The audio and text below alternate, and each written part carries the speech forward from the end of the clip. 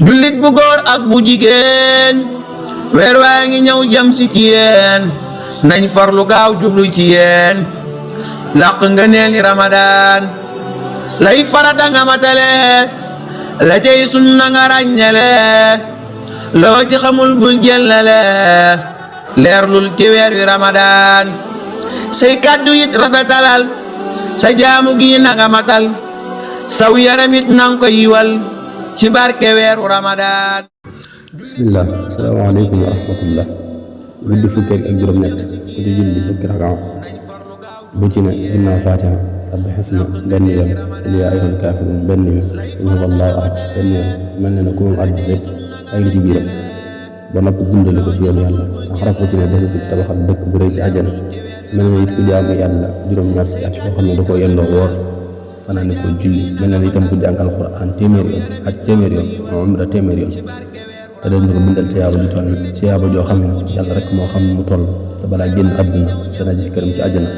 te bu bis penc ba dana gis lu gis lu mu ragal wala lu koy yàqloo ba muy tàbbi àjjana yàlla nangul te nangul leen assalaamu aleykum. waaye nag di tàllal loxo ëllul quraanul karim képp koo xam ne daara ñor na ko alxuraan ñor na ko ñoo ngi sàkku sa doole sa ñàkk ci liggéey bii moo xam aide matérielle la wala financière ana doomi daara yi ana ñi daara defar liggéey baa ngoog sunu objectif daa dina toll ci 10 millions. Vous pouvez y participer via Wave au 77 577 53 77. Pour plus d'informations, appelez-nous sur ce même numéro. مثل الذين ينفقون أموالهم في سبيل الله.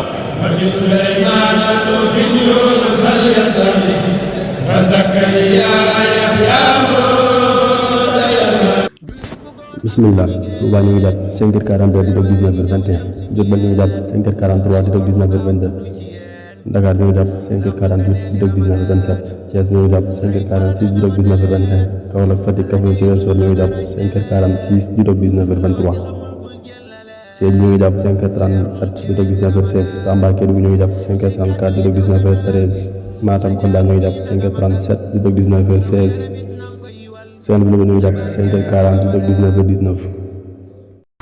jullit bu góor ak bu jigéen weer waa ngi ñëw jëm si ci yéen nañ farlu gaaw jublu ci yéen làq nga neeli Ramadan lay farata nga matale la cey sunna nga ràññale loo ci xamul bul jëllale leerlul ci weer wi Ramadan say kàddu it rafetalal sa jaamu gi na nga matal saw yaramit nang ko yiwal ci barke weeru Ramadan.